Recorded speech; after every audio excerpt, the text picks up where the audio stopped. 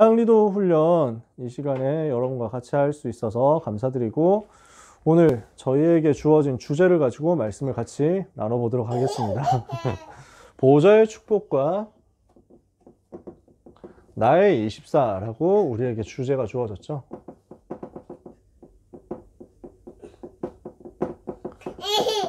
이 부분을 두고 마가복음 16장 19절, 20절 두 절을 같이 한번 보도록 하겠습니다. 마가복음 16장 19절에서 20절.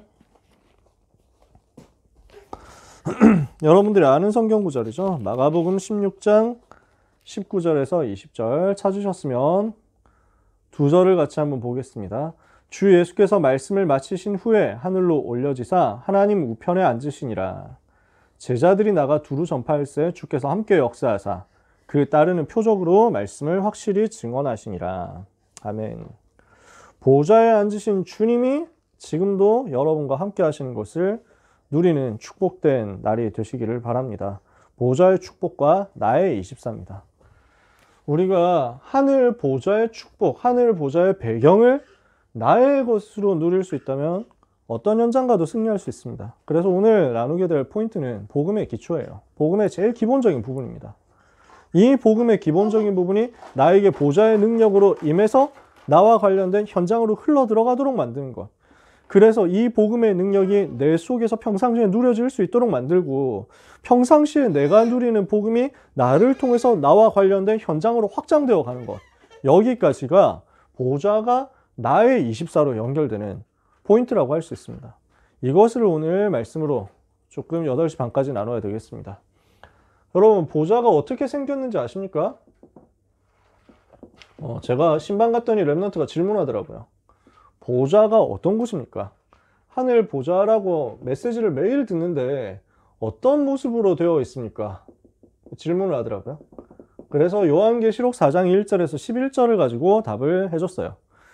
여러분들이 이제 어플이라든지 이런 부분을 활용해가지고 검색을 해보면 보좌라는 단어가 제일 많이 나오는 성경이 어디인지 아시겠습니까? 네, 하지만 힌트는 이미 나와 있는 거죠. 요한계시록이 제일 많이 나옵니다.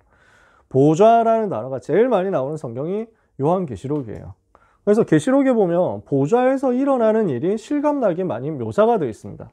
그 중에서 4장 1절에서 11절을 한번 보면요. 요한계시록 4장 1절에서 11절에 지금 요한이 보좌로 올려져 가는 거예요. 4장 1절부터 보면 이 일 후에 내가 보니 하늘에 열린 문이 있어요. 내가 들은 바 처음에 내게 말하던 나팔 소리 같은 그 음성이 이르되 이리로 올라오라. 이후에 마땅히 일어날 일들을 내가 너에게 보이리라. 부활하신 주님이 지금 요한에게 보여주시겠다고 하는 거죠. 내가 곧 성령에 감동되었더니 이렇게 해서 하늘 보좌로 올라간 거예요. 보라, 하늘에 보좌를 베풀었고 그 보좌 위에 앉으신 이가 있는데 앉으신 이의 모양이 벽옷과 홍보석 같고 또 무지개가 있어 보좌에 둘렸는데 그 모양이 녹보석 같더라. 지금 이 보좌에 앉으신 분이 누구십니까? 성삼위 하나님이 앉아 계시는 거죠. 보좌의 모습, 우리가 누릴 보좌의 배경 뭡니까? 성부, 성자, 성령, 성삼위일체 하나님께서 앉으사 역사하고 계시는 곳입니다. 이게 보좌예요. 이게 하늘 보좌와 그 주변에 있는 모습, 제일 첫 번째로 나오는 내용입니다. 성삼위 하나님께서 역사하고 계십니다. 어디에서요? 보좌에서요. 무엇으로 역사하시죠? 성부 하나님께서 말씀으로 지금도 다스리고 계십니다. 성자 하나님께서 3저주를 해결하는 사탄과 죄와 지옥이라는 3저주를 해결하는 복음으로 함께 계십니다. 성령 하나님께서 능력으로 보좌에서 역사하시고 활동하시고 다스리십니다. 성삼위 하나님께서 이렇게 일하고 계시는 거죠. 자, 4장 4절부터요. 또 보좌에 둘려 24보좌들이 있고 그 보좌들 위에 24장로들이 흰옷을 입고 머리에 금관을 쓰고 앉았더라.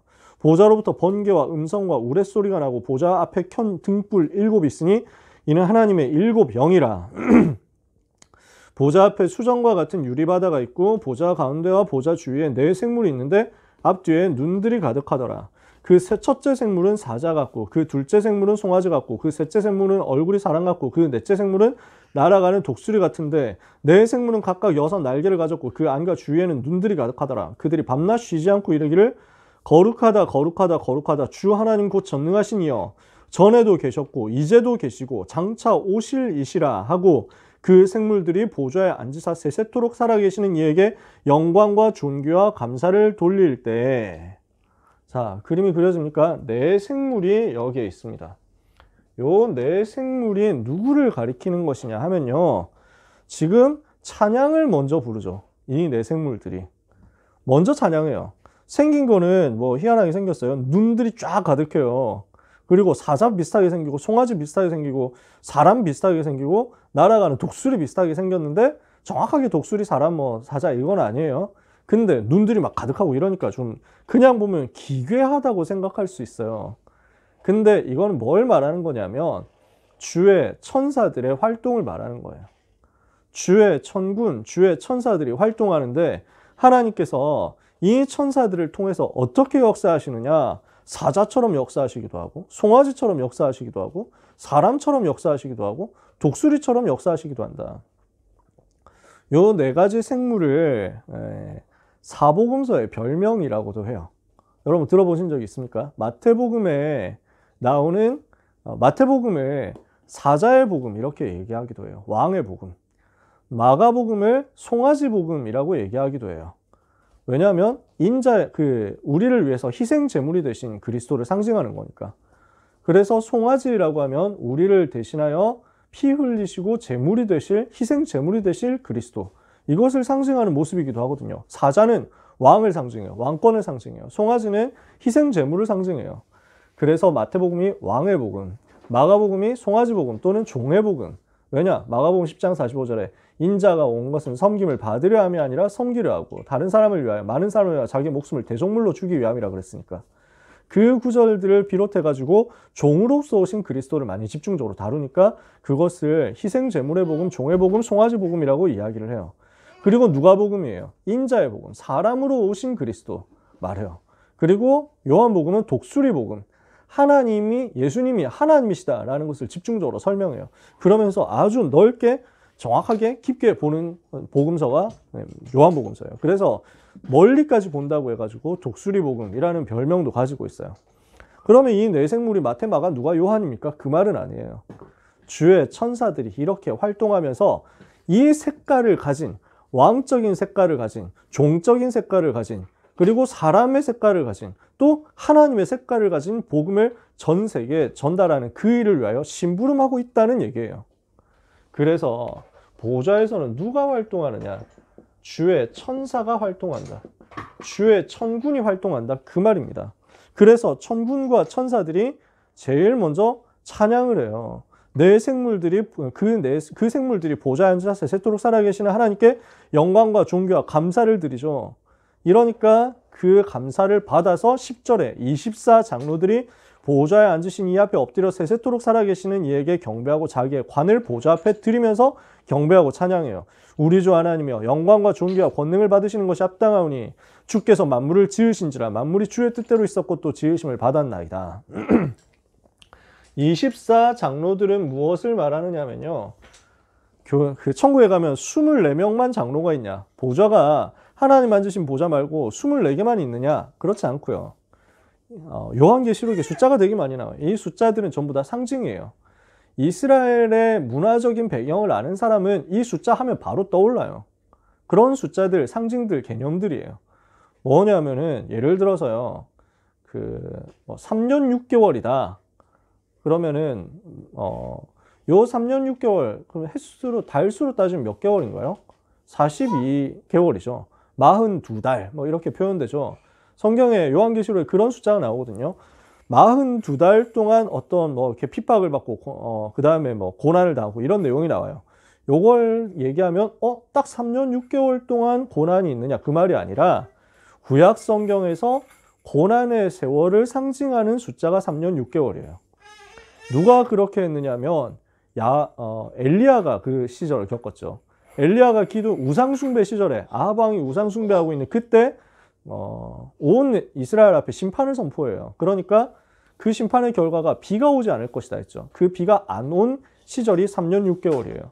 그러니까 3년 6개월이라고 하면 이스라엘 사람들은 바로 이해를 하고 알아먹는 게 엘리야 때 비 안 왔던 그 고난의 시기를 말하는 거구나 하고 바로 상징으로 붙어버리거든요. 신천지 집단들이 그 거짓말하는 내용 중에 하나가 14만 4천이에요. 14만 4천 명만 딱 구원받는다 이런 식으로 얘기하거든요. 성경에 그렇게 14만 4천 명 나오는데 그 얘기가 아닙니다. 14만 4천 바로 뒤에 헤아릴 수 없이 많은 성도들이 또 나와서 하나님께 찬양하는 내용이 나오니까 신천지가 하는 말은 새빨간 거짓말이에요. 그럼 굳이 왜 14만 4천이라는 단어를 썼느냐면 14만 4천이라고 하면 12 곱하기 12 곱하기 1000이에요. 1000은 영원을 말해요. 12는 구약의 성도를 상징하는 숫자가 12지파예요. 신약의 성도를 상징하는 숫자가 12사도예요. 그래서 12 곱하기 12 곱하기 1000이에요. 영원한 하나님의 구원의 역사 속에서 구원받은 하나님의 자녀 전체를 상징하는 게 14만 4천이라고요. 그래서 오늘 나오는 24장로들도 뭘 말합니까? 구약 시대 때 구원받은 성도들, 신약 시대 때 구원받은 성도들, 다른 말로 해서 예수님 오시기 전에 주님 오실 것을 바라보고 구원받은 성도들, 그리고 예수님 오신 이후에 오신 그리스도를 바라보고 구원받은 성도들, 이걸 합한 것이 24장로예요. 이 말은 무슨 말이냐?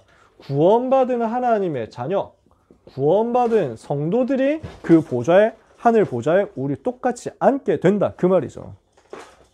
그래서 지금 보좌의 모습이 이렇습니다. 성삼위 하나님께서 역사하고 계시죠.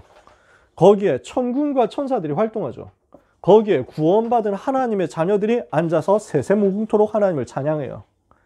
그러면 이 성삼위 하나님께서 보좌에서 역사하시는 결과로 뭐가 나오냐면 이 하나님이 주시는 복음의 능력이 현장에 전달되고 예수 이름의 권세가 현장에 전달되니까 지금도 영적 세계에서 역사하는 흑암의 세력, 사탄 마귀 그리고 그 부하들인 귀신의 세력이 결박되는 일이 벌어지는 거예요. 이게 지금 보좌에서 일어나고 있는 일들이다 그 말입니다.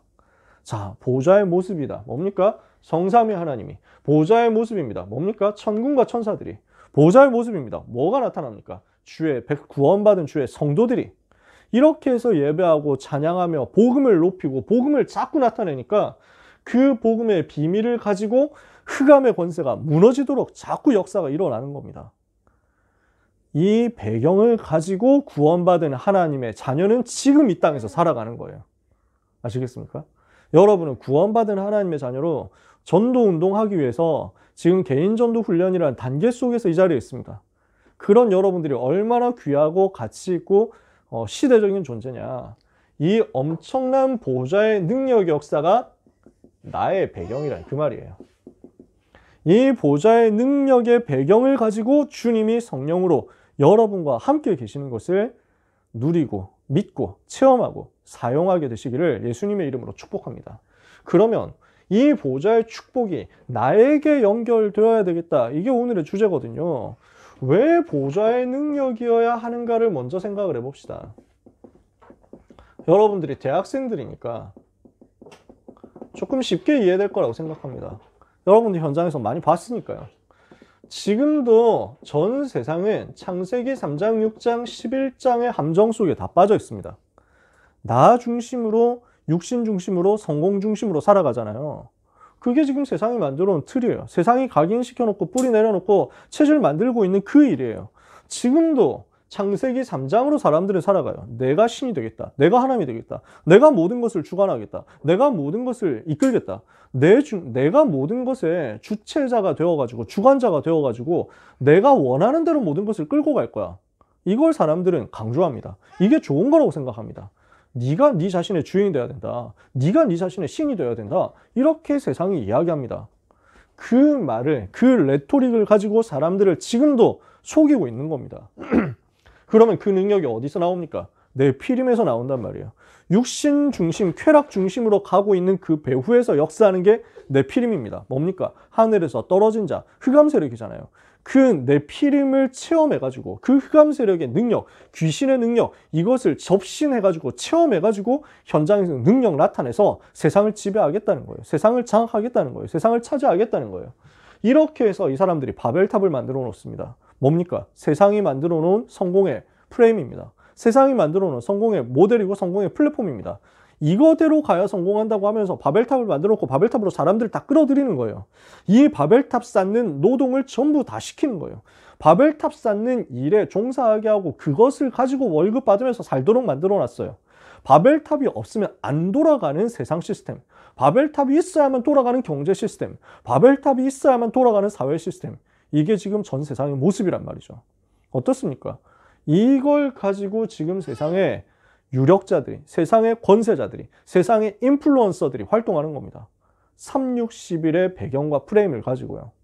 여러분, 스티브 잡스가 뭘 했습니까? 영적 문제 속에서 태어났잖아요. 히피 가정에서 태어난 거잖아요. 그러면서 그 히피 문화 속에서 자랐거든요. 아버지가 자기를 버렸죠. 낳아놓고 버렸죠. 입양돼가지고 자라면서도 자기 속에 있는 영적 문제가 안 없어지죠. 그러니까 대학생 되어가지고 그 불교를 접하잖아요. 일본 불교를 접합니다. 그러니까 여기에 아주 심취해가지고 명상하고 하는 그 사실을 가지고 심취해가지고 여기에 빠져서 살아가는 거예요. 아예 머리 깎고 중되려고 했어요.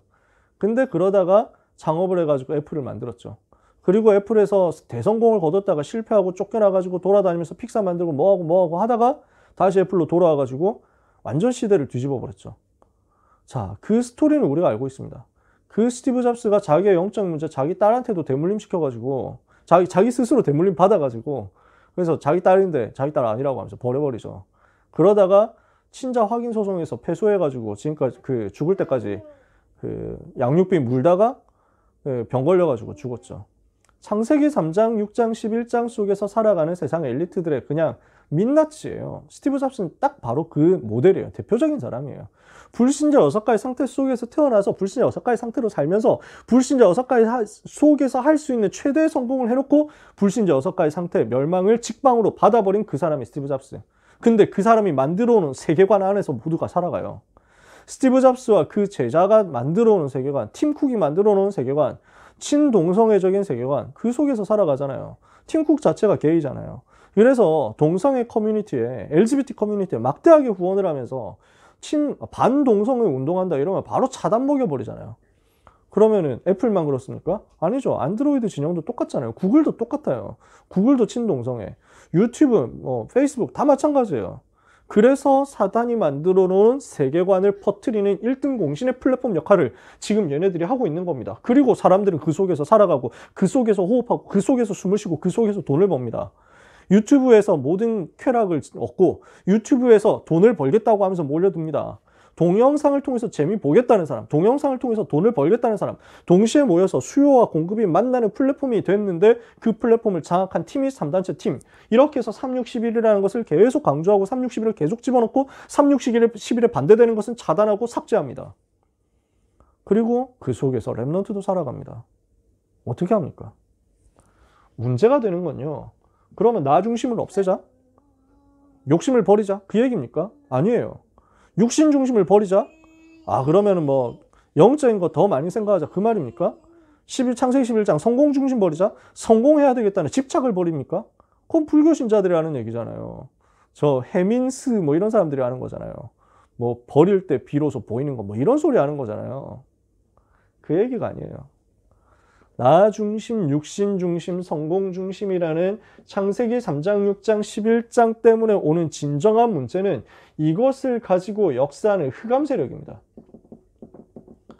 이 창세기 3장, 6장, 11장을 가지고 사단은 전 세계를 자기 종으로 만들어 버렸단 말이에요. 창세기 3장, 6장, 11장은 마귀가 전 현장을 장악하는 자기의 툴이란 말이죠. 그래서 지금도 이걸 가지고 속임수 쓰고 있잖아요. 지금도 이걸 가지고 세상 신, 세상 임금 노릇하고 있잖아요. 요한복음 14장 30절에 세상 임금이라고 했습니다.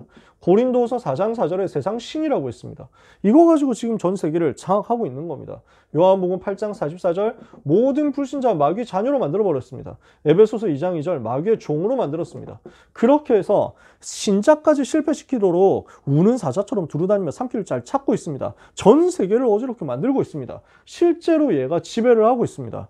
그 흑암 세력이 3611이라는 도구를 가지고 엘리트들을 장악했습니다.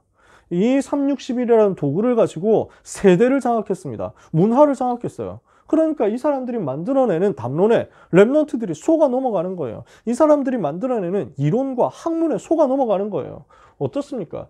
이념을 사단은 장악했습니다. 사상을 장악했습니다. 정치를 장악했고 정치 배경에 있는 사상을 장악했습니다. 이 사단이 무엇을 장악했습니까? 학문을, 지식을, 사상 체계를, 사고 체계를 장악했습니다. 철학 체계를 장악했습니다. 그래서 사람들의 뇌를 지배해버렸습니다. 이렇게 하면서 문화를 장악했습니다. 경제를 장악했습니다. 이게 지금 현장의 모습입니다. 교육까지 여기에 장악되어 있으니까 후대들이 일 속에서 자라면서 당연스럽게 반기독교로 갈 수밖에 없도록 되어 있습니다. 그럼 어떻게 생각하십니까? 이걸 여러분의 힘으로 이길 수 있냐고요? 이 시스템을 여러분의 능력으로 바꿀 수 있냐고요? 이 프레임 속에 살아가는데 여러분들이 승리할 수 있겠냐고요? 이 프레임 속에서 살아가는 사람들을 여러분의 고유의 능력을 가지고 바꿀 수 있겠냐고요? 이 속에서 살아가는 것만 해도 이제 허덕이는 거잖아요. 이 속에서 버티는데 급급한 거잖아요. 내 능력 수준 가지고는 그만큼밖에 안 되는 것을 주님이 아신단 말이에요. 그래서 하나님께서 우리에게 주신 답이 뭡니까? 네 힘으로 안 되니까 오직 그리스도 해라라는 것입니다. 네 능력으로 안 되니까 오직 하나님의 나라 하라는 거죠. 네 힘으로 안 되니까 오직 성령 충만 받으라는 겁니다. 138이 그리스도 하나님의 나라 성령 충만이 나에게 오직 이어야만 이 138의 비밀이 나의 체험이 되고 나의 방법이 되고 나의 무기가 되어야만 361이라는 프레임과 그 프레임을 장악하고 있는 흑암 세력을 깨는 거예요. 오늘 138이 여러분의 무기가 되시기를 주님의 이름으로 축복합니다. 이렇게 되었을 때 비로소 여러분들 메시지 많이 최근에 들었잖아요. 393의 비밀이 나에게 누려지는 거예요. 성경의 증인들처럼 393의 축복이 나에게 임하는 겁니다. 393이 뭡니까? 성삼위 하나님이 나와 함께 역사하시는 거예요. 성삼위 하나님께서 성부, 성자, 성령, 성삼위 하나님께서 나에게 능력으로 역사하시니까 나에게 영력, 지력, 체력, 경제력, 인력이 회복돼서 오는 거죠. 9가지 뭡니까? 하나님께서 위에서 내려주시는 보좌의 능력, 하나님께서 위에서 내려주시는 시공간 초월의 능력, 하나님께서 위에서 쏟아 부어주시는 237 빛의 능력이죠. 이 3가지 초월을 가지고 내 속에 있는 것을 자극하니까 내 속에 하나님이 미리 만들어 두신 것이 살아나요. 하나님의 형상, 하나님의 생기, 에덴의 복이 살아나는 거예요. 3가지 생명운동. 그러니까 이것이 현장으로 발산돼서 나가잖아요. 이것이 내 밖으로 나가잖아요. 뭡니까? 그게 나와 교회와 업에 대한 전무후무한 축복이잖아요. 이 9가지를 누리고 있으니까 시대를 변화시키게 되죠. 3시대 뭡니까? 소수집중 중직자 랩넌트 시대인데 이거는 세계를 변화시키고 시대의 흐름을 바꾸는 여정이라고 스텝이라고 할 수 있죠. 내가 있는 주변을 살리고 나니까 전체를 살릴 수 있는 교회운동, 중직자 운동이 일어나고요. 미래를 살리도록 랩넌트와 부교육자 운동이 일어난다는 거죠. 이걸 체험했던 사람들이 성경 속의 증인들이잖아요. 자기 힘으로 안 되니까 오직 그리스도, 오직 하나님의 나라, 오직 성령 충만했는데 하나님은 이것을 가지고 시대 변화시킬 수 있도록 힘을 주시는 거예요. 요 힘을 가지고 있는 사람은 문제인 줄 알았는데 그 속에서 답을 보게 됩니다. 이 힘을 가지고 있는 사람은 갈등인 줄 알았는데 그 속에서 갱신의 기회를 찾습니다. 이 힘을 가진 사람은 위기인 줄 알았는데 기적을 체험하는 기회로 바꿔버립니다. 이게 보여버리는 거예요. 보좌의 능력일 때만 이게 나타나는 거예요. 하늘 보좌에 앉으신 주님이 지금도 138의 비밀 가진 하나님의 자녀들에게 393의 축복과 힘을 주사 이것을 가지고 이것을 깨트리도록 만드시는 거예요. 비로소 이 힘을 가지고 있으니까 내가 이 프레임 속에서, 이 시스템 속에서 벗어나서 살아남을 수 있는 존재가 됩니다. 그때부터 하나님이 나에게 무엇으로 역사하시느냐? 나는 nobody였거든요.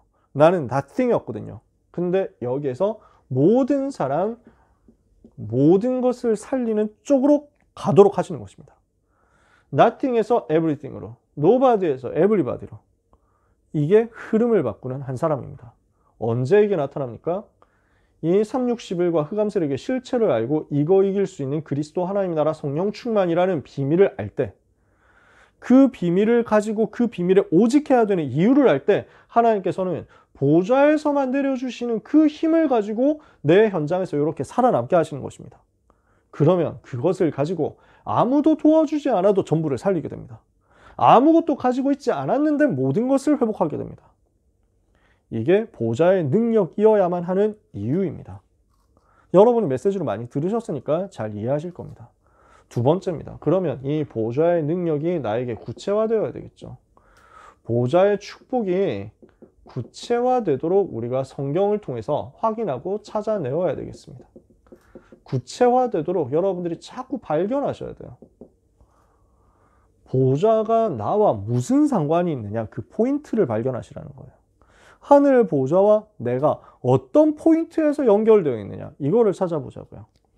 빌립보서 2장 5절에서 11절에 보니까 너희 안에 이 마음을 품으라. 곧 그리스도 예수의 마음이니 그는 근본 하나님의 본체시나 하나님과 동등되이 취할 것으로 여기지 아니하시고 오히려 자기를 비워 종의 형체를 가져 사람의 모양으로 나타나시고 죽기까지 복종하셨으니 이는 십자가에 죽으심이라. 그리스도께서 나를 사랑하셔서 어떻게 하셨어요? 보좌에 앉으신 주님이 보좌를 버리고 나를 찾아오신 거예요. 보좌에 앉으신 주님이 나를 얼마나 사랑하셨든지 나를 살리시기 위해서 하늘 보좌를 버리고 사람의 모양으로 낮게 나타나셔서 낮고 천한 사람의 모습으로 나타나셔서 낮고 천한 보잘것없는 쓰레기 같은 나에게 찾아오셔서 나를 살리시기 위해서 나를 대신해서 죽으셨다니까요. 이게 보좌의 축복이에요. 나에게 찾아오신 보좌의 축복이에요. 보좌에 앉으신 주님이 나를 사랑하사 보좌를 버리고 나를 찾아오신 이 사실을 누려라 라는 것입니다. 로마서 5장 8절에 우리가 아직 죄인 되었을 때 그리스도께서 우리를 위하여 죽으심으로 하나님께서 우리에게 대한 자기의 사랑을 확증하셨느니라. 요한복음 3장 16절에 하나님이 세상을 이처럼 사랑하사 독생자를 주셨으니 이는 그를 믿는 자마다 멸망치 않고 영생을 얻게 하려 하심이라. 보좌에 계신 주님이 사람이 되셔서 이 땅에 나타나신 결과가 이거예요. 그래서 요한복음 1장 12절에서 14절에 영접하는 자 곧 그 이름을 믿는 자들에게는 하나님의 자녀가 되는 권세를 주셨으니 이는 혈통으로나 육정으로나 사람의 뜻으로 나지 아니하고 오직 하나님께로서 난 자들이니라. 말씀이 육신이 되어 우리 가운데 거하시며 우리가 그의 영광을 보니 아버지의 독생자의 영광이요 은혜와 진리가 충만하더라. 말씀이신 하나님이 육신을 입고 나에게 나타나셔서 나에게 찾아오셔서 나의 모든 문제를 해결하시고 나에게 찾아오셔서 내가 너와 함께 하겠다 하시는데 그분을 내가 영접하게 된 겁니다. 그래서 하나님의 자녀가 된 겁니다. 그 영접을 어떻게 했습니까? 내 힘으로, 내 능력으로, 내 지성으로, 내 판단으로 했습니까? 아니요. 혈통으로도 육적으로도 사람의 뜻으로 할 수 없는 그 영접을 하나님의 은혜로 하게 된 겁니다. 그래서 우리가 하나님의 자녀가 됐잖아요. 요한 1서 3장 16절에 보니까 요한 사도가 이렇게 얘기합니다. 그리스도께서 우리를 위하여 목숨을 버리셨으니 우리가 이로써 사랑을 알게 된 것이다. 그리스도께서 우리를 위하여 목숨을 버리셨으니 우리가 이로써 사랑을 알고 우리도 형제를 위하여 목숨을 버리는 것이 마땅하다. 로마서 3장 23절에서 24절에 보니까 모든 사람이 죄를 범하였으며 하나님의 영광에 이르지 못하더니 그리스도 예수 안에 있는 속량으로 말미암아 하나님의 은혜로 값없이 의롭다 하심을 얻은 자 되었느니라. 보좌에 계신 주님이 나를 사랑하셔서 나를 살리시기 위해서 보좌를 버리고 나에게 찾아오신 결과 나에게 주어진 구원입니다. 그래서 무엇을 하셨습니까? 요한복음 14장 6절 하나님 만나는 길을 열어주셨다니까요. 베드로전서 3장 18절에 이와 같이 그리스도께서도 우리 죄를 위하여 죽으사 죄 없으신 그리스도께서 우리 죄를 위하여 죽으사 단번에 성소에 들어가셨다. 우리를 하나님 보좌 앞으로 인도해 내신 것입니다. 무슨 일을 하셨습니까? 이 일을 방해하는 사탄의 머리를 박살내고 우리를 건져낸 겁니다. 요한일서 3장 8절에 죄를 짓는 자는 마귀에게 속하나니 마귀는 처음부터 범죄함이라 하나님의 아들이 나타나신 것은 마귀의 일을 멸하려 하심이라. 그래서 여러분 속에 이 감사가 있기를 정말로 축복합니다. 여러분, 보좌에 앉으신 주님이 나 같은 놈을 위해서 보좌를 버리고 찾아와 주셨다. 이게 여러분에게 매일마다 새롭게 감사로서 나오고 새롭게 감동으로서 나온다면요. 여러분은 이 복음 운동을 힘있게 끝까지 할 수 있습니다. 저는 이 감사가 저한테 날마다 있거든요. 내가 어쩌다 구원받았지? 이거 생각하면 너무 감사해요. 민수기 21장에 보면 이스라엘이 광야에서 불신앙하다가 불뱀에게 물려서 죽게 됐어요. 근데 왜 그렇게 했냐? 지금 이스라엘의 불신앙 내용을 보면 그 길이 막혀가지고 멀리 돌아가게 되니까 짜증이 난 거예요. 이해되죠? 그럴 수 있습니다. 군대 갔다 온 남자분들 계신지 모르겠지만 행군하다가 여기가 아니다 돌아가자 이렇게 해가지고 지금까지 왔던 길 빠꾸 해가지고 3시간 다시 걸어서 3시간 딴 방향으로 가야 된다고 하면 얼마나 열받고 속으로 욕이 나오겠습니까? 지금 이스라엘 백성은 그런 상황이니까 열받을 수 있습니다. 근데 그 속에 하나님의 계획이 있거든요. 근데 이 사람들이 원망도 하고 불신앙도 하는데 뭐 종특이니까 그러려니 할 수 있잖아요. 선 넘는 소리를 해요. 뭔 소리를 하냐면, 야, 우리가 누가 우리를 애굽에서 인도해내가지고 이 광야에서 지쳐가지고 죽게 만드냐. 지금까지 자기들이 받은 구원에 대해서 부정하는 소리를 한 거예요. 광야에는 먹을 것도 없고 마실 것도 없도다. 맞습니까? 거짓말입니다. 먹을 거 마실 거 다 하나님이 주셨거든요. 이스라엘 뭐라 하냐면 우리 마음이 하찮은 음식을 싫어하노라. 뭡니까? 만나 싫다는 거예요. 근데 이게 얼마나 싸가지 없는 말입니까? 지들이 일해가지고 만나 월급 받았습니까? 아니잖아요. 하나님이 공짜로 주셔서 먹은 건데 그것도 그냥 먹어라 해도 아무 맛없는 거라도 먹어야 될 건데 살기 위해서 그거 맛있는 걸로 만들어 주셨다니까요. 그러니까 꿀같이 달도록 만들어 주셨거든요. 그런데 인간들이 그럽니다. 더 큰 문제는 뭐냐면 만나는 그리스도를 상징하는 거예요. 그래서 예수님이 요한복음 6장에서 직접 말씀하셨어요. 너희 조상들이 만나를 먹었어도 죽었지 않냐. 뭘 말하느냐. 내 살을 먹고 내 피를 마시는 자는 영원히 굶주리지 않고 영원히 목마르지 않고 그 영원히 살게 될 것이다. 내가 바로 생명의 떡이다 라고 말씀하세요. 만나는 그리스도 바라보라고 주신 구원에 대한 그림자, 그리스도에 대한 그림자예요. 근데 그걸 보고 하찮다고 하는 거지. 나는 복음 필요 없다. 복음 하찮다. 복음 짜증난다. 이렇게 말해버린 거야. 지금 싸가지 없는 사람들이. 어떻게 됩니까? 불뱀이 와가지고 물려서 곳곳에서 죽어갑니다. 하나님이 화가 나서 그랬습니까? 와, 새끼들 진짜 너무하네. 진짜 한번 맛 좀 봐라. 뭐 이러면서 뒤져라 하고 보냈습니까? 아니에요. 인간은 원래 불뱀 물려서 죽어야 돼요. 인간은 원래 재앙 만나서 멸망당해야 될 사람이에요. 그게 인간이에요. 하나님 떠나서 죄에 빠져서 마귀 자녀된 인간. 불뱀 물려서 죽는 것이 정의입니다. 그게 공의예요. 근데 그것을 막는 게 복음이에요. 그 재앙을 막아주는 게 만나였어요. 근데 그 만나 필요 없다는 거야. 복음 버려버린 거야. 재앙이 들어오는 걸 막아주는 복음을 이 사람들 버렸다니까. 불뱀 들어와서 다 죽게 됐습니다. 그제서야 살려주십시오 한단 말이에요.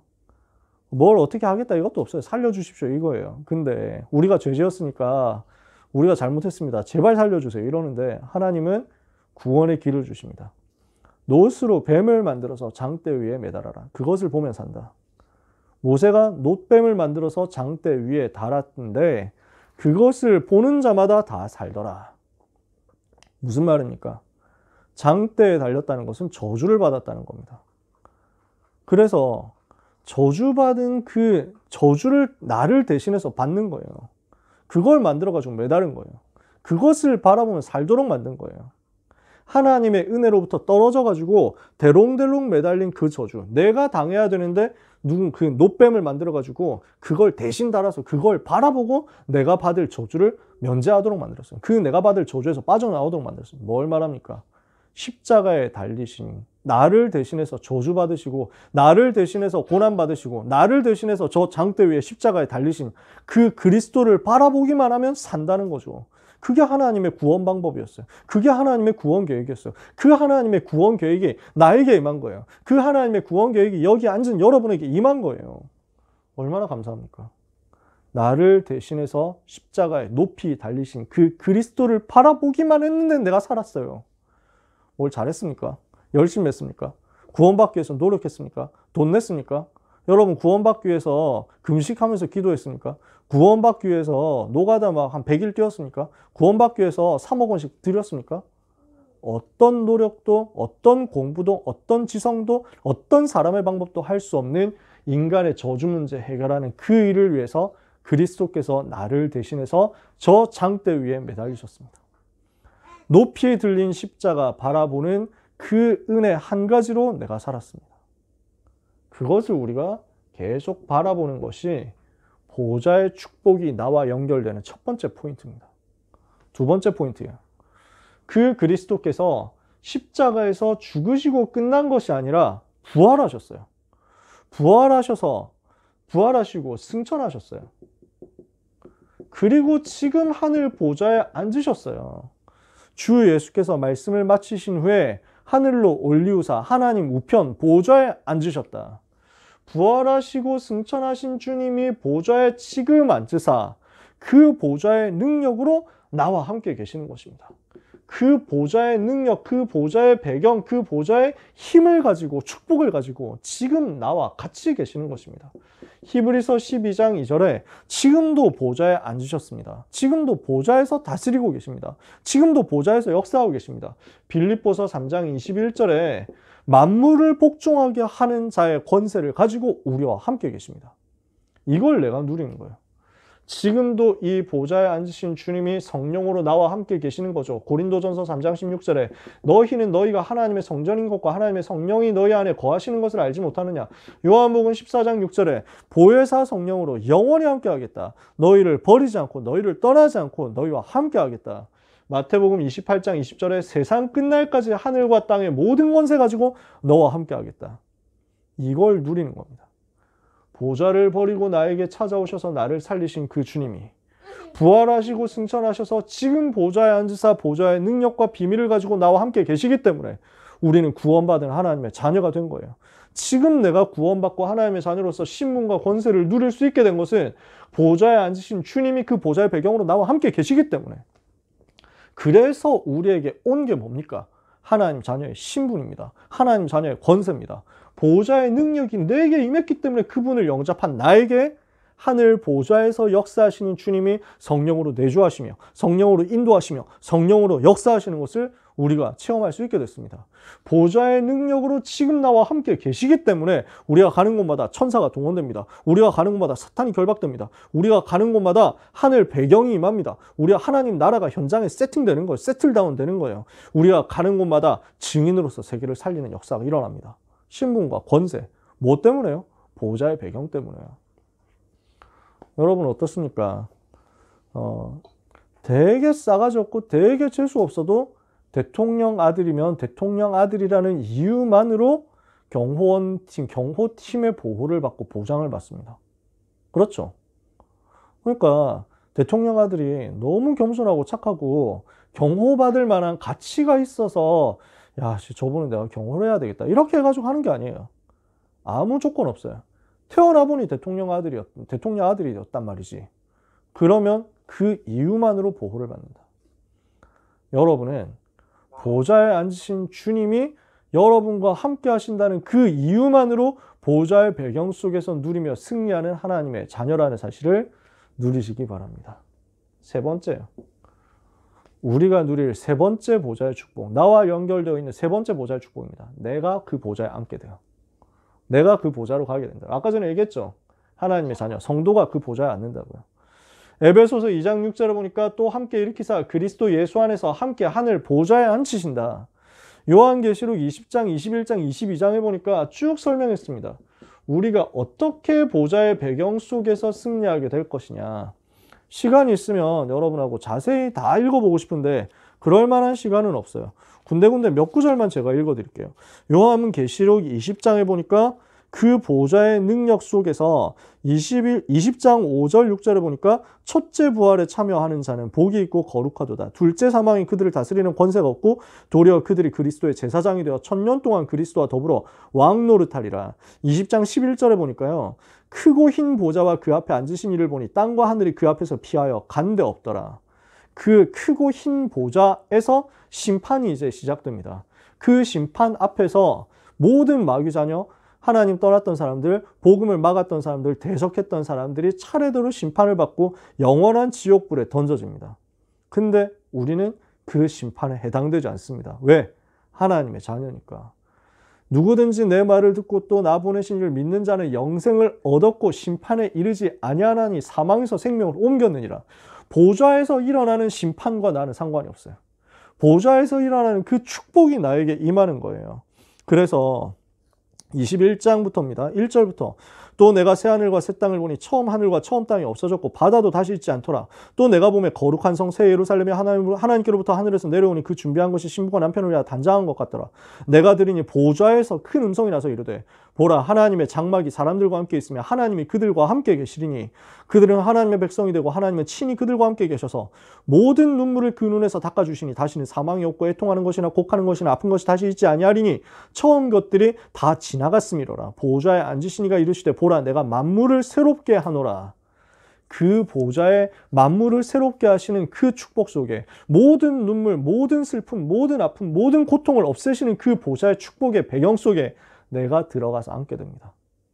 이게 우리에게 임하게 될 보좌, 우리가 가게 될 보좌의 능력의 역사입니다. 그래서 22장 3절에 보니까요. 다시 저주가 없고 하나님과 그 어린 양의 보좌가 그 가운데 있으리니 그의 종들이 그를 섬기며 그의 얼굴을 볼 터여 그의 이름도 그들의 이마에 있으리라. 다시 밤이 없겠고 등불과 햇빛이 쓸데없으니 이는 주 하나님이 그들에게 비치심이라. 그들이 세세토록 거기서 왕노릇하게 될 것이다. 이해가 되세요? 보좌를 버리고 우리에게 찾아오신 그 그리스도를 만났기 때문에 우리가 하나님의 자녀가 됐고요. 보좌에서 지금도 나와 함께 하시는 그 주님 때문에 내가 이 현장에서 하나님의 나라를 누리게 됐고요. 우리가 이제 이 보좌의 배경을 향해서 여정을 가는 가운데 하나님께서는 성령으로 역사하시면서 능력으로 나에게 힘을 주시고 결국 우리가 이 보좌에 앉을 때까지 완전히 지키시고 승리하게 하신다는 거예요. 그래서 우리가 할 일이 뭐냐? 우리가 앉게 될 보좌를 두고 사모하면서 기다리는 거예요. 그래서 우리에게 보좌의 축복이 나에게 구체화되는 방법이 뭡니까? 이 복음을 가지고 하늘 보좌에 앉으신 주님을 사모하는 겁니다. 그러면서 동시에 내가 그 보좌에 앉게 될 그 날을 두고 사모하면서 여정을 가는 겁니다. 이게 보좌가 나하고 연결되는 포인트고 나하고 연결될 수 있는 메시지거든요. 그러면 이 보좌를 사모하는 이것이 여러분에게 24시 감사가 되도록 만드셔야 돼요. 24시 행복의 원천이 되도록 만드셔야 돼요. 우리의 행복의 원천이 어디에서 나와야 되느냐? 가진 것에서 나오면 안 돼요. 우리의 행복의 원천이, 24 행복의 원천이 우리가 뭔가를 얻었다, 우리가 무언가를 가졌다, 우리가 뭔가 잘 됐다, 우리가 뭔가 좋은 사람을 사귀었다, 우리가 뭔가 성공을 했다, 합격을 했다, 여기에서 나오면 안 되는 거지. 우리의 24 행복의 원천은 바로 이 보좌입니다. 이것이 여러분과 보좌가 맞아지는 포인트예요. 그러면 세 번째입니다. 이 보좌의 축복이 나에게 임하는 겁니다. 그래서 원단 기도회 때 1강에서 말씀하셨던 그 내용이에요. 보좌의 축복이 나에게 임하는 거예요. 보좌의 축복이 내 속에, 보좌가 내 안에 임하는 거예요. 어떻게 하면 됩니까? 영접하는 그 순간 하늘 보좌의 배경이 내 속에 들어오게 됐습니다. 요한계시록 3장 20절에 내가 볼지어다 내가 문 밖에 서서 두드리노니 누구든지 내 음성을 듣고 문을 열면 내가 그에게로 들어가 그로 더불어 먹고 그는 나로 더불어 먹으리라. 보좌의 축복이 영접할 때 내 속에 왔죠? 이제 여기 계신 여러분은 이미 영접했잖아요. 두 번째입니다. 그 축복을, 그 감격을 예배할 때마다 다시 한번 확인하고 순간순간 누리는 거예요. 예배하는 그 시간이 어떤 시간입니까? 보좌 앞으로 나가는 시간이거든요. 시편 100편 1절에서 5절에 보니까 감사함으로 그 문에 들어가고 찬송함으로 그 궁정에 들어간다. 하늘 보좌 앞으로 내가 나가는 겁니다. 그게 예배 시간이에요. 예배할 때 이사야 6장 1절에서 13절 이사야가 예배할 때 성전에서 하나님의 보좌를 보고 그 영광의 강체 속에서 내가 엎드러지고 그 속에서 복음으로 내가 살아나고 그 속에서 나의 천명소명 발견하는 역사가 일어났던 것처럼 우리에게 동일한 응답이 임합니다.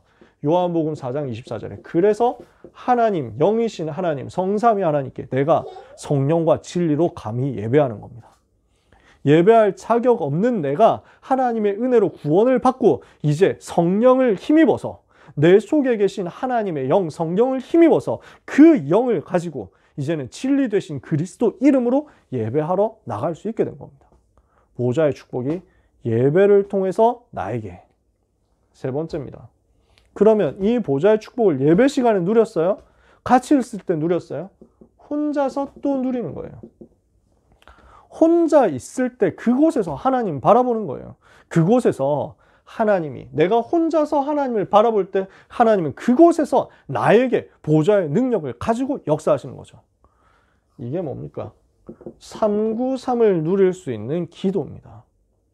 하늘 보좌와 내가 연결되는 그 기도예요. 그 정시기도 시간은 어떤 시간인지 아십니까? 보좌와 내가 연결됩니다. 이게 얼마나 황홀한 시간표입니까? 내가 몸 안에 있었는지 몸 밖에 있었는지 모르겠다 할 정도로 이걸 누린 거예요. 히브리서 4장 16절에 그래서 히브리서 기자는 이야기합니다. 우리가 긍휼하심을 따라 때를 따라 돕는 긍휼하심을 힘입고 때를 따라 돕는 은혜를 얻기 위하여 날마다 은혜의 보좌 앞에 담대히 나아갈 것이니라. 날마다 보좌 앞에 나가요. 그러면 이 하늘 보좌가 나하고 연결되는 나를 넘어서는 은혜의 역사가 임하게 되어 있습니다. 이때 질병이 이겨요. 이때 모든 저주 이겨요. 모든 무능도 그때 떠나가는 거예요. 이게 제가 누리고 있는 비밀이기도 하거든요. 뭐 제가 개인적인 얘기를 할 시간이 없습니다. 지금 시간은요. 1시간 안 되는 시간 동안에 훈련이니까 중요한 좀 성경 구절들을 가지고 여러분한테 전달하고 싶어서 저 개인적인 얘기는 하나도 할 시간이 없었어요. 뭐 한 번씩 뵌 분도 계시는 것 같고 또 뭐 굳이 제 얘기를 다 알지 않아도 성경으로만 충분하니까 성경으로만 해도 충분하니까 저는 뭐 괜찮다 생각합니다. 근데 제가 한 가지 이 시점에서 간증할 수 있는 게 있다면 제가 하나님이 주시는 은혜를 받는 포인트가 이거였어요. 예수님 영접하고 나서 예배 성공했거든요. 그리고 혼자 있을 때도 예배 성공했거든요. 그 시간에 하나님이 주시는 능력을 얻고 하나님이 주시는 은혜를 얻고 하나님이 주시는 완전 내가 나를 넘어설 수 있는 은혜를 받았는데요. 이 은혜를 받으니까 내 속에서 질병 떠나가는 역사, 이 은혜 받으니까 내 속에서 무능, 무기력, 모든 가난, 모든 실패, 모든 무지가 떠나가는 역사 일어나더라고요. 안 될 수밖에 없는 그 모든 실패들이 떠나가 버리더라고요. 원래 저는 실패하는 사람이었거든요. 원래 안 되는 사람이었거든요. 이게 뒤집어지더라고요. 모든 실패도 무너지고 모든 무능도 무너지고 모든 질병도 무너지고 모든 안 된다고 생각했었던 나의 모든 연약함도 무너지고요. 나의 한계도 무너지고요. 안 되는 나 자신이라는 것 자체가 무너지더라고요. 이 응답이 여러분에게 반드시 있게 될 것입니다. 이 응답을 여러분이 이미 누리고 계신 줄 믿습니다. 모든 실패, 모든 가난, 모든 연약이, 모든 질병이 예수 이름으로 이 시간에 보좌의 능력 가진 여러분에게서 떠나가는 역사에 있게 되기를 주님의 이름으로 축복합니다. 네 번째요. 요 세 가지가 되어지는 사람에게 하나님은 요 단계를 주십니다. 나의 업을 통해서 보좌의 축복이 나에게 임하는 역사를 허락하시는 거죠. 사무엘상 16장 1절에서 13절에 평상시에 이 비밀을 누리고 있었던 다윗에게 성령께서 기름 부어서 역사하시니까 이날 이후로 여호와신이 크게 충만하게 됐죠. 그 다윗의 기능의 업에 하나님이 역사하시는 거예요. 16장 23절 귀신을 쫓아내는 업이 된 거예요. 사도행전 17장 그 다윗이 가지고 있는 돌 던지는 기능과 업이 골리앗을 쓰러뜨리는 절대 작품으로 바뀌어버린 거예요. 하나님은 여러분들이 이 업을 누리고 있을 때 절대 시간표를 허락하십니다. 절대 응답을 주십니다. 그 응답을 통해서 절대 작품이 남게 하십니다. 원단기도의 1강 메시지입니다. 그러면은 이렇게 해서 여러분에게 오순절 날이라는 절대 시간표가 오고 마가다락방에 임했던 것 같은 성령의 역사가 일어나고 현장을 변화시키는 생명 살리는 영접운동, 전도운동이 일어나고 삼천제자운동이라는 작품이 일어난다.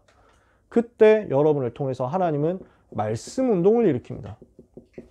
그 말씀운동과 현장 변화를 통해서 하나님은 보좌가 내 현장으로 확산되도록 하십니다.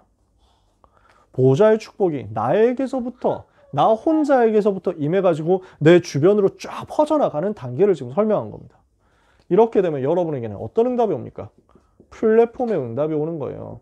복음 받을 사람들이 다 여러분한테 온단 말이에요. 왜? 보좌의 배경을 이 사람들이 느끼지 못하지만 알고 있다니까요. 뭐 지금 지식으로 알 수는 없는데 어렴풋하게 깨달을 수밖에 없는 게 저 사람에게 보좌의 능력이 있다. 그쪽으로 몰려드는 거예요. 플랫폼이에요. 파수망이 되는 거예요. 여러분이 있기 때문에 대학의 역사하는, 지역의 역사하는, 가정의 가문의 역사하는, 교회의 역사하려고 하는 모든 저주가 끊어져 버리는 거예요. 재앙이 물러가 버린다고요. 거기에 여러분을 통해서 메시지가 전달되어 갑니다. 안테나가 나오는 거죠. 누가복음 22장 30절에 보니까 보좌에서 다스리게 될 것이다 그랬습니다. 여러분들이 보좌에 앉아서 다스리는 역사가 일어나게 되는데 현장을 장악하게 돼요. 현장을 지배하게 돼요. 현장에서 꿀리는 게 아니라, 현장에서 눌리는 게 아니라, 현장에서 쫄리는 게 아니라, 현장에서 시달리는 게 아니라, 현장에서 보좌에 앉은 그 비밀을 가지고, 보좌에 앉으신 주님이 나와 함께 하신 그 비밀을 가지고 다스려 버린다니까. 이 일이 여러분의 것이 되기를 축복합니다. 결론입니다. 보좌의 배경을 누리기에 합당한 자 되시기를 축복합니다. 이 말이 무슨 말인지가 이해되시나요? 보좌의 배경 누린 사람들에 대해서 성경에 몇 군데 기록이 있습니다. 마가복음 16장 19절에서 20절, 오늘 읽은 본문이죠. 주 예수께서 말씀을 마치신 이후에 하늘로 올리우사 하나님 우편에 앉으시니라. 보좌에 앉으셨죠? 제자들이 나가 두루 전파할 때 주께서 함께 역사하사 그 따르는 표적으로 말씀을 친히 확실히 증거하신 거예요. 제자들이 나가 두루 전파할 때 보좌의 배경을 가지신 주님이 그 보좌의 배경으로 친히 증거를 주사 말씀을 증거하게 하셨어요. 이 응답을 제일 잘 누렸던 사람이 스데반이라는 사람입니다. 순교할 때, 복음 전하고 순교할 때 영안이 열려서 보죠. 보라, 하늘이 열리고 주께서 인자가 하늘 보좌에서 일어서신 것을 내가 보노라. 여러분이 전도자로서 이 복음 말하다가 죽는다. 주님은 보좌에서 일어서셔서 여러분을 맞이하시는 겁니다. 보좌에 앉으신 주님이 언제 가장 기뻐하시면서 일어나셔서 역사하시고 환영하시느냐? 여러분이 전도자로서 증인으로서 현장에 설 때입니다. 그래서 히브리서 11장에 보니까 이런 사람 세상에 감당하지 못한다 그랬잖아요. 그 이후에 12장 2절까지 있는 내용입니다. 그러므로 우리에게 구름같이 허다한 증인들이 있다. 우리에게는 수많은 증인들이 있습니다. 이 보좌의 능력을 누린 전도자들입니다. 선배 전도자들입니다. 히브리서 11장에 나왔었던 그 믿음의 사람들이 전부 우리 배경에서 응원하고 있는 증인들입니다. 보좌에 누가 앉아있어요? 지금 하늘 보좌에 누가 있어요? 성삼위 하나님 계시고 천군천사 계실 뿐만 아니라 앞서간 우리의 선배들이, 우리 선조들이, 우리 믿음의 조상들이 다 앉아서 우리를 응원하고 있다. 그 말입니다. 12장 1절입니다. 그러므로 우리에게 구름같이 둘러싼 허다한 증인들이 있으니 모든 무거운 것과 얽매기 쉬운 죄를 벗어버리고 인내로서 우리 앞에 당한 경주를 하며 믿음의 주요 또 온전하게 하시는 이인 예수를 바라보자. 그는 그 앞에 있는 기쁨을 위하여 십자가를 참으사 부끄러움을 개의치 아니하시더니 하나님 보좌 우편에 앉으셨느니라. 전도자에게 하나님은 이 보좌의 배경을 전부 쏟아 부어주시는 거예요. 말씀 맞습니다. 이 복음을 통해서 보좌의 축복이 나에게 왔습니다. 이 복음에 보좌의 능력이 있어야만 361일 흑암세를 이길 수 있습니다. 나에게 어떻게 임했습니까? 그리스도의 그 피값으로 나에게 임했습니다. 보좌의 축복이요. 이 보좌의 축복이 구체적으로 나에게 어떻게 들어왔습니까? 영접할 때. 그래서 매일 어떻게 누립니까? 예배와 기도와 삶을 통해서. 그러면 이 보좌의 축복이 어디로 나타납니까? 업으로. 그러면 이 보좌의 축복이 어디까지 들어가게 됩니까? 현장으로. 그러면 이 보좌의 축복을 내가 무엇으로서 제일 정확하게 누릴 수 있습니까? 전도자로서요. 전도자는 우리의 본향이 어딘지를 압니다. 하늘 보좌죠. 나를 사랑하셔서 나를 위하여 자신을 주신 주님이 앉으신 그 보좌를 사랑하는 마음이, 그 보좌를 사모하는 마음이 우리가 평생 전도자로서 여정을 갈 수 있게 해주는 힘입니다. 우리는 보좌를 사모하는 순례자라고 할 수 있습니다. 이게 전도자로서 우리의 정체성이에요. 이것을 기억하면서 대학생만이 가질 수 있는 중심과 대학생만이 가질 수 있는 꿈을 가지고 이 배경을 가장 행복하게, 가장 풍성하게, 가장 충만하게 누릴 전도자의 대열, 순례자의 대열에 서기를 주님의 이름으로 축복합니다. 말씀 다 마쳤습니다. 여러분에게 보좌라는 단어를 두고 찬송가 27장을 알려드리고 싶습니다. 빛나고 높은 보좌와 그 위에 앉으신 주 예수의 얼굴 영광이 해같이 빛나네. 근데 그 보좌에 앉으신 주님이 어떻게 하셨습니까? 지극히 높은 위엄과 한없는 자비를 가지고, 한없는 자비를 무천사가 지금 소리 높여서 늘 찬송 부르는데 그 보좌에 앉으신 주님이 3절에 영죽을 나를 살리려 그 영광을 떠나서, 보좌를 떠나서 그 부끄러운 십자가를 날 위해 지셨습니다. 그 십자가 때문에 나는 이제 생명이 있습니다. 나 이제 생명이 있으면 주님의 은사요 저 사망 권세 이기니 내 기쁨 큰 기쁨 넘치네. 그리고 이제 우리가 어디로 가게 됩니까? 주님의 보좌에 있는데 천한 내가 이르러서 그 영광을 몸소 뵙게 될 것입니다. 그 기쁨이 무엇으로 비교할 수 있겠습니까? 여러분의 것이 되기를 정말로 주님의 이름으로 축복합니다. 기도하겠습니다. 하나님 감사합니다. 보좌의 축복 주시니 감사합니다. 보좌의 축복 아니면 360일 사단의 권세 이길 수 없기 때문에 우리에게 보좌의 능력이 반드시 있어야 되겠는데 복음으로써 이 보좌의 능력을 축복을 회복시켜 주시고 그 복음의 능력을 나에게 주사 예배 속에서 기도 속에서 누리게 하시며 삶에서 나타내게 하시며 현장을 변화시키게 하시는 그 하나님의 큰 은총에 감사드립니다. 보좌의 축복을 누리는 나의 24 행복이 이번 주간 이후로 오늘 이후로 우리의 전생에 있게 하여 주옵소서. 나의 24가 보좌와 연결될 자격을 전도자로서 순례자로서 오늘도 회복하는 날이 되게 하여 주옵시고 이 밤에 기도하는 모든 하나님의 자녀들에게 하나님께서 위에서 쏟아부어 주시는 보좌의 능력이 충만하게 되는 역사가 있게 하여 주옵소서. 축복하며 예수 그리스도의 이름으로 기도합니다. 아멘.